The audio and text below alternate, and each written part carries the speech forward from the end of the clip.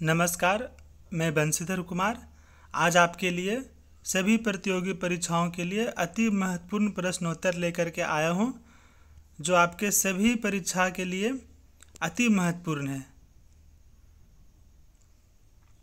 ये सीरीज मैं आज से ही स्टार्ट किया हूं। आप ज़रूर देखें, शेयर करें, लाइक करें और सब्सक्राइब भी करें। शेयर ज़रूर करें, आप अपने दोस्त, भाई, बहन सभी के पास शेयर करें। चलिए आगे। जनवरी 2022 में अनंत नागेश्वरन को भारत का नया मुख्य आर्थिक सलाहकार नियुक्त किया गया। इन्हें किनके स्थान पर नियुक्त किया गया? तो आंसर कृष्णमूर्ति सुब्रमण्यम। आप रघुराम राजन का नाम जानते ही होंगे। रघुराम राजन की कई सुप्रसिद्ध पुस्तकें हैं, जैसे I do what I do, the third pillar और फॉल्ट लाइन्स। अरविंद सुब्रमण्यम की भी कई पुस्तकें हैं, जैसे Eclipse, living in the shadow of China's economic dominance.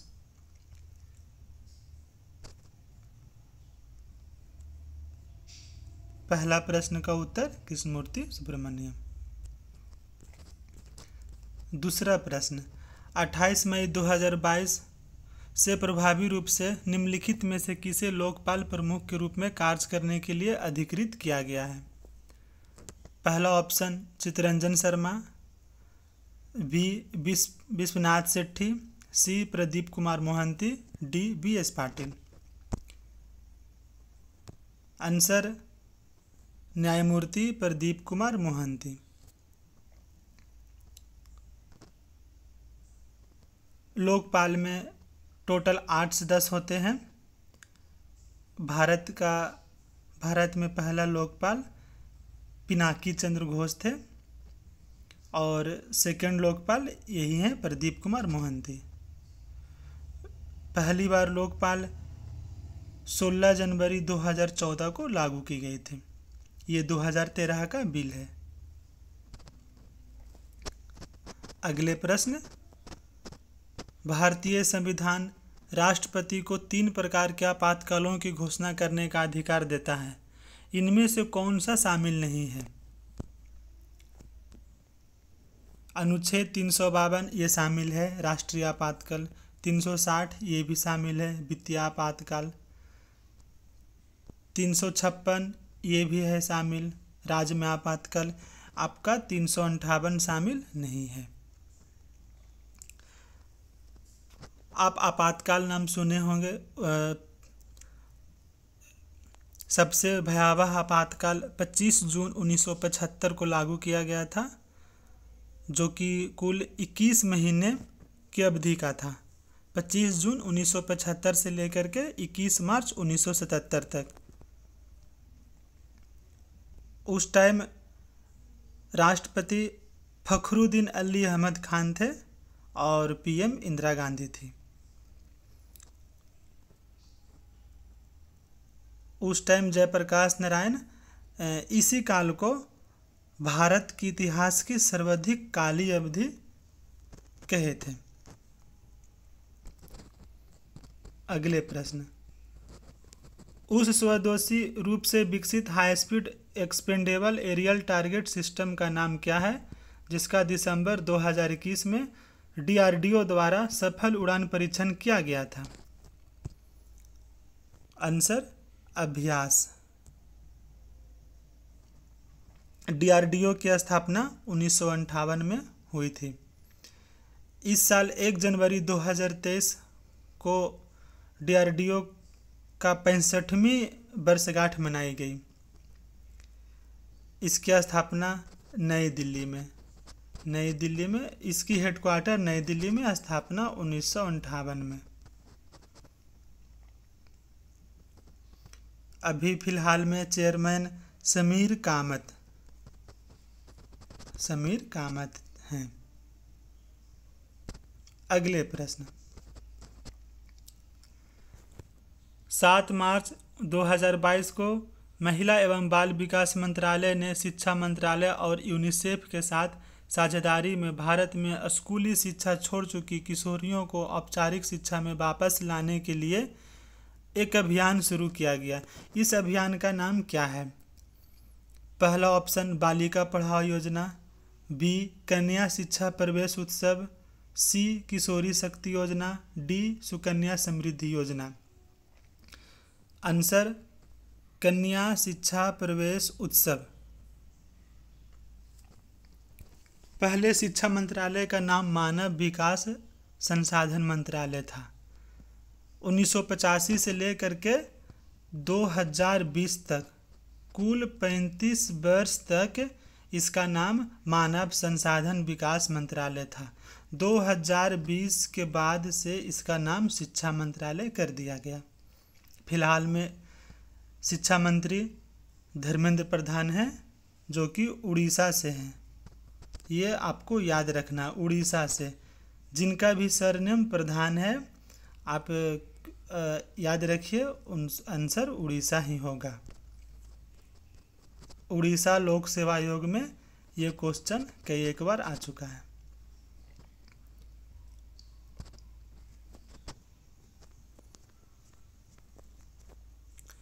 अगले प्रश्न, उष्णकटिबंधीय सदाबहार वन भारत के इनमें से किस राज्य में पाए जाते हैं?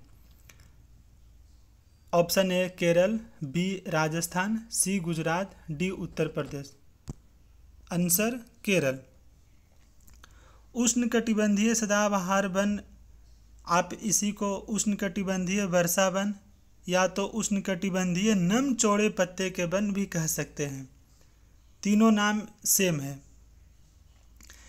इस वन में महोगनी, रोजवुड, रबड़ जैसे पेड़ मिलते हैं। जैसे ही केरल का नाम आया तो आप लोग के दिमाग में क्लिक किया होगा केरल के मुख्यमंत्री पिनराई विजयन। पिनराई विजयन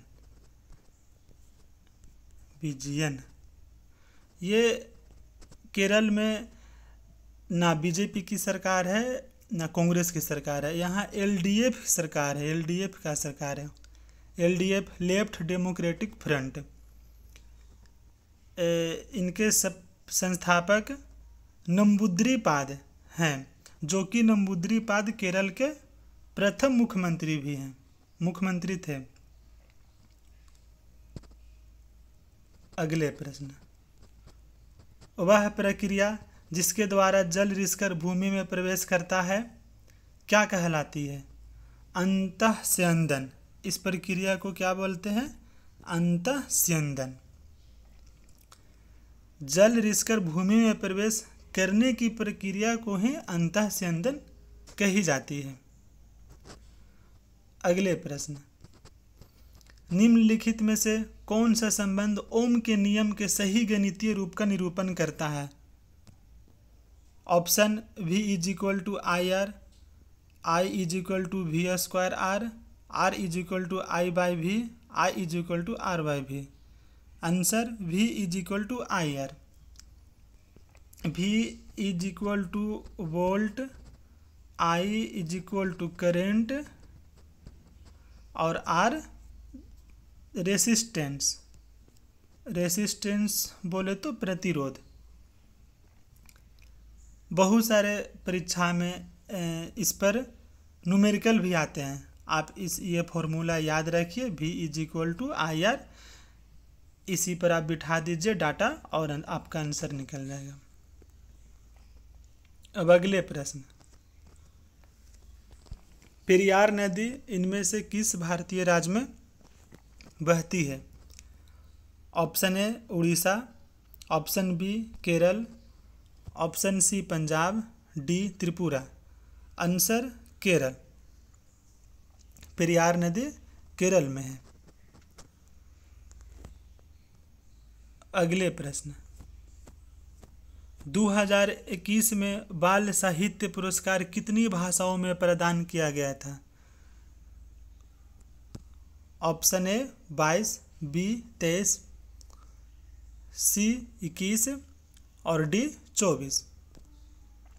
आंसर 22। भारतीय संविधान की 8वीं अनुसूची में कुल 22 भाषाएं हैं। कभी कभी इस पुरस्कार में 23 भाषाओं में भी पुरस्कार दी जाती है, कभी कभी 24 भाषाओं में भी। दरअसल ये है कि 2 भाषा और है, राजस्थानी और इंग्लिश। कभी कभी ये दोनों भाषाओं को भी शामिल कर ली जाती है। 2021 और 22 में दोनों साल 22 भाषाओं में ही बाल साहित्य पुरस्कार प्रदान की गई थी। टोटल 22 लोगों को, जिसमें से 2 लोग बिहार के थे, पहला जफर कमाली और दूसरा वीरेंद्र झा। इस पुरस्कार में 50,000 की धनराशि विजेता को मिलती है। अगले प्रश्न, भारत सरकार द्वारा किस वर्ष में राजीव गांधी खेल रत्न पुरस्कार का नाम बदलकर मेजर ध्यानचंद खेल रत्न पुरस्कार कर दिया गया? ऑप्शन ए 2022, बी 2020, सी 2019 और डी 2021। आंसर 2021। ध्यानचंद नाम सुने ही होंगे, मेजर ध्यानचंद। ये 1928, 1932 और 1936 में इन्हें गोल्ड मेडल मिला था ओलंपिक में, ओलंपिक हॉकी। इन्हें गोल्ड मेडल प्राप्त किए थे। ये महान हस्ती हैं।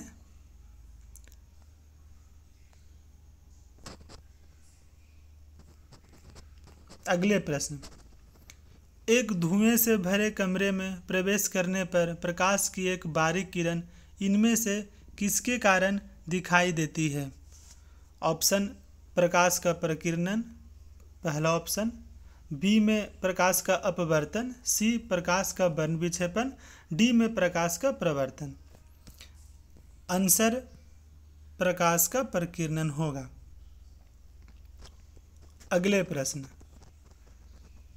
2021 में विश्व कुश्ती चैंपियनशिप में रजत पदक जीतने वाली पहली भारतीय महिला होने का गौरव किसने प्राप्त किया?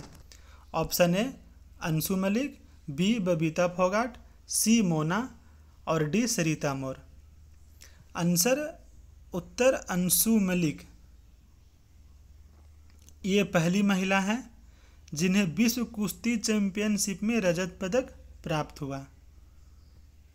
यह भारत की पहली महिला है। अगले प्रश्न, निम्नलिखित में से कौन सा जीव समूह पर्यावरण को स्वच्छ रखने में सहायक होता है? ऑप्शन ए शैवाल और लाइकेन, बी प्रोटोजोआ और लाइकेन, सी शैवाल और प्रोटोजोआ, डी जीवाणु और कवक। आंसर जीवाणु और कवक। अगले प्रश्न, एड्स का पूर्ण रूप क्या है? एड्स का पूरा नाम acquired immune deficiency syndrome. AIDS से ही संबंधित एक और टर्म है HIV, human immuno virus. Human immuno virus.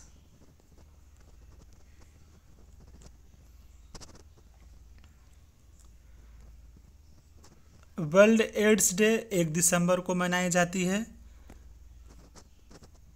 अब मैं आपको दिसंबर का कुछ महत्वपूर्ण दिवस बताता हूँ। 1 दिसंबर को वर्ल्ड एड्स डे, 2 दिसंबर विश्व कंप्यूटर साक्षरता दिवस, 3 दिसंबर दिव्यांगता दिवस, 4 दिसंबर भारतीय नौसेना दिवस, 16 दिसंबर विजय दिवस, 16 दिसंबर को विजय दिवस, 19 दिसंबर को गोवा मुक्ति दिवस, गोवा मुक्ति दिवस। 19 दिसंबर 1961 को ही गोवा को आज़ादी प्राप्त हुई। 26 दिसंबर इसी बार माननीय प्रधानमंत्री नरेंद्र मोदी इस दिन को वीर बाल दिवस के रूप में मनाने की घोषणा की। 26 दिसंबर वीर बाल दिवस, ये बहुत महत्वपूर्ण प्रश्न है। 25 दिसंबर को सुशासन दिवस, 22 दिसंबर को राष्ट्रीय गणित दिवस, और 24 दिसंबर राष्ट्रीय उपभोक्ता संरक्षण दिवस। ये कानून 1986 में लाई गई थी। अगले प्रश्न, उच्चतम न्यायालय ने किस वर्ष में दहेज के मुद्दों से संबंधित सतवीर सिंह बनाम हरियाणा राज्य में अपना फैसला सुनाया? पहला ऑप्शन 2019, बी 2020, सी 2021 और डी में 2022। आंसर 2021 है। 2021 में ही दहेज के मुद्दों से संबंधित सतवीर सिंह बनाम हरियाणा राज्य मामले में फैसला सुनाया था।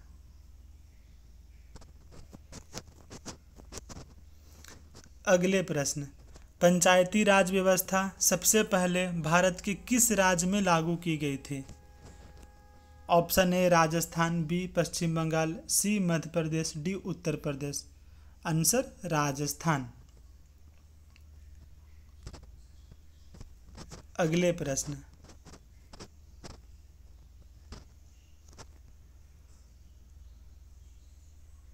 उन्नीस से राष्ट्रीय आय, उपभोग व्यय, बचत और पूंजी निर्माण से संबंधित डेटा कौन से नोडल एजेंसी जारी करती है? ऑप्शन ए केंद्रीय सांख्यिकी कार्यालय, बी लोक परिसंपत्ति प्रबंधन कार्यालय, सी मौद्रिक नीति कार्यालय, डी केंद्रीय वित्तीय कार्यालय। आंसर केंद्रीय सांख्यिकी कार्यालय। ये VVI क्वेश्चन है, आप जरूर याद रखें। अगले प्रश्न, फरवरी 2022 में जैव चिकित्सा नवाचार बायोमेडिकल इनोवेशन पर ICMR DHR नीति किसने लॉन्च की? स्वास्थ्य मंत्री मनसुख मंडाविया ने ही बायोमेडिकल इनोवेशन नीति लॉन्च की। मनसुख मंडाविया स्वास्थ्य मंत्री, नितिन गडकरी सड़क परिवहन मंत्री, अमित शाह गृह मंत्री, नरेंद्र मोदी PM।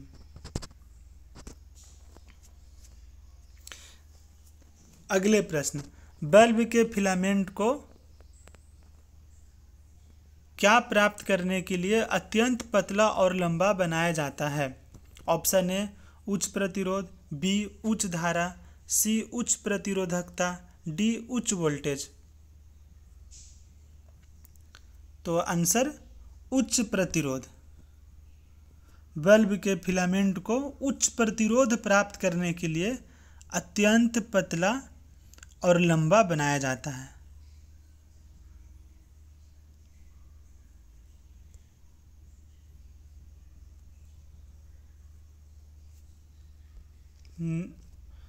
ये टोटल आपका 20 क्वेश्चन हो गया। आप ज़रूर देखें इस वीडियो को, लाइक शेयर और सब्सक्राइब करें, और जहाँ भी जो भी आपको समझ में नहीं आए आप कमेंट करें, आप कमेंट में पूछें, मैं ज़रूर जवाब दूंगा। जय हिंद।